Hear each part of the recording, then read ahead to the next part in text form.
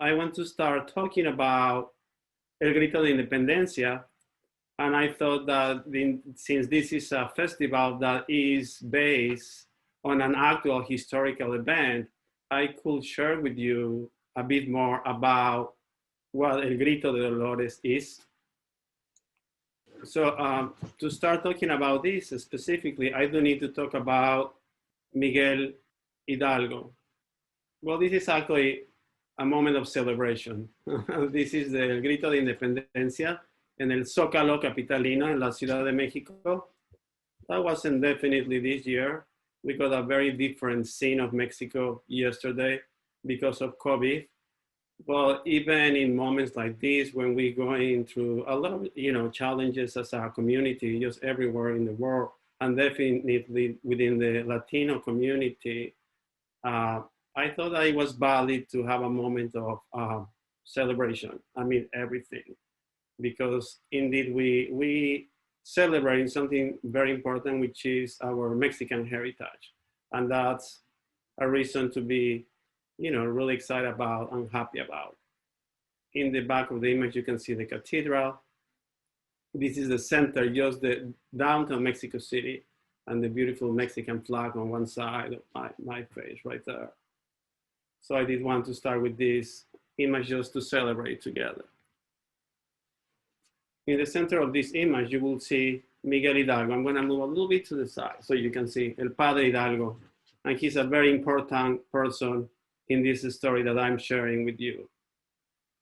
Miguel Hidalgo was from Guanajuato, which is where the fight really started. He was a really, really interesting person.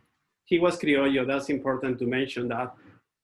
Criollo meaning his parents were Spaniard. He was born in Mexico. And as such, he had, talking about privilege, well, he had the privilege to go to school. He became a priest. That was a very, very good gig to have at that time. It allows you a very important place within the community because it gave you the platform to speak. And he was well known for being someone really honest, really muy valiente, very brave, to really point out issues that other people weren't talking about as much at that time. He spoke 7 languages, and that's very, very important about him. He obviously spoke Spanish. He was the first person who created a translation of some of the very important works of Molière. He was an admirer of theater in particular. He used to hang out with people at the time that were like, rebellious, and that were talking about the possibility of like a change. I think that was very necessary. One of the reasons of why I like these images is that you can see the estandarte, which is on top of his head, with the image.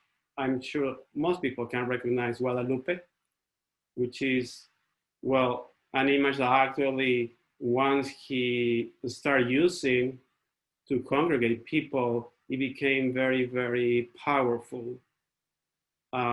Most of the people who followed him during the first days after El Grito were indigenous, and that's very important to point out. Going back specifically to that night it was more like madrugada, sorry, the 16th of September, 1810.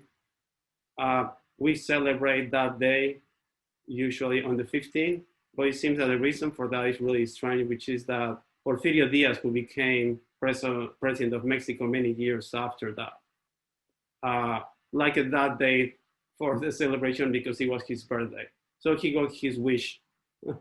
He could have the celebration, this beautiful celebration for independence on his birthday. Well, officially really start really early in the morning of the 16th of September 1810.